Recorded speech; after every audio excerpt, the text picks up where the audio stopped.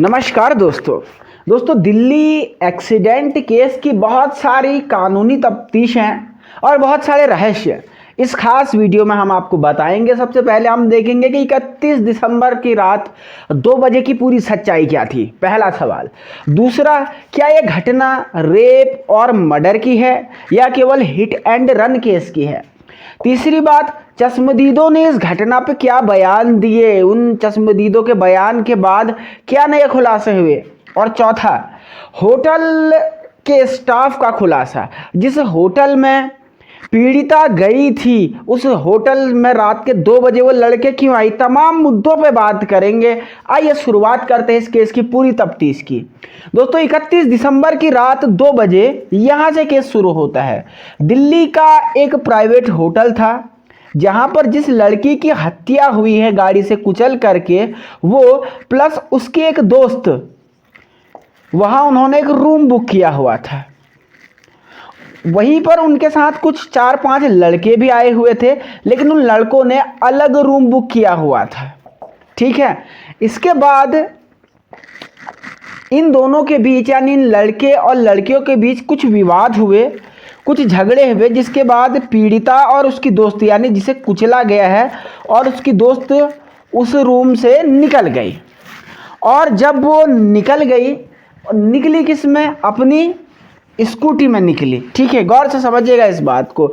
अपनी स्कूटी में निकली तो स्कूटी में जैसे निकल रही थी, उसकी दोस्त का कहना है कि एक कार आई, कार जो कि बीजेपी के एक लीडर हैं, कुछ मित्तल नाम है इनका, वो कार आई और कार उस स्कूटी को टक्कर मारते हुए ले गई और जो पीड़िता थी वो कार के अंदर फंसी हुई रह गई।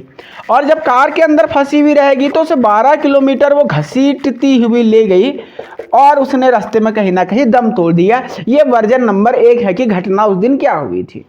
अब यहाँ पर सबसे पहला सवाल है कि जो गृह मंत्रालय है, होम मिनिस्ट्री है, उसको यहाँ से तफ्तीश आरंभ करनी पड़ेगी कि होटल में वो 4-5 लोग कौन थे, पहला। दूसरा, क्या ये रेप और मर्डर का है, ऐसा कहना है लड़की वालों के परिवार का, उसकी माता का।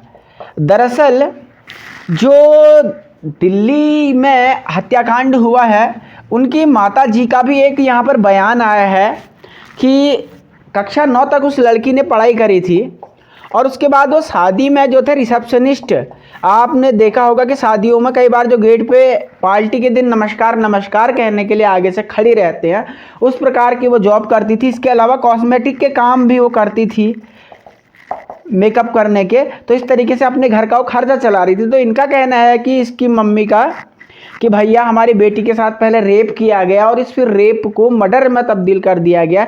चूँकि व्यक्ति बीजेपी का नेता है तो इस कारणवश ये पूरी चीज़ें निकल के सामने आई है, ये बात यहाँ पे कही गई। इसके अलावा चश्मदीदों के बयान, चश्मदीदों के अगर मैं बयान की बात करूं तो जो चश्मदीद है, उन्होंने इस केस में एक बात बहुत स्पष्ट और बहुत खुल के कही है कि कार में म्यूजिक नहीं था। एक चश्मदीद सामने आया है, उसका इंटरव्यू में किसी न्यूज़पेपर में पढ़ रहा था, तो उसने कहा कि कार में कोई भी म्यूजिक नहीं बन रहा था, बल्कि एक खिड़की खुली हुई थी और उस खिड़की से मतलब कहीं ना कहीं इन लोगों को पता था। जबकि जिन लोगों ने एक्सीडेंट किया उनने कहा था कि हमने जो था नशा किया हुआ है और कहीं ना कहीं गैर इरादतन हत्या की तरफ ये केस मोड़ने की कोशिश कर रहे हैं और नशे में हमको पता नहीं चला। तो ये पूरे एंगल अभी तक निकल रहे हैं। और इस केस में अगर थोड़ा सा इसका कानूनी विश्लेषण मैं करूं, धाराओं की बात करूं, तो रैश ड्राइविंग की धारा तो इसमें ऐड करी गई थी, जनता के दबाव के बाद गैर इरादतन हत्या की धारा इसमें ऐड करी गई। ठीक है, सदोष मानववध आप 299, 304 इसको कह लीजिए, ये धाराएं इसमें ऐड कर दी गई हैं। इसके अलावा इसको अभी तक मर्डर के रूप में नहीं कंसीडर किया गया है। ये पूरी लीगल बात है इस केस से जुड़ी हुई हो गई। जैसे जैसे इन्वेस्टिगेशन आएगा वैसे वैसे इस केस की और बातें हम आपके लिए लेके आएंगे। तो आप अपनी राय जरूर साझा करें और आपको क्या लगता है इस केस की सच्चाई क्या है, जरूर बताएं। और देखते रहें राष्ट्रनीति उत्तराखंड।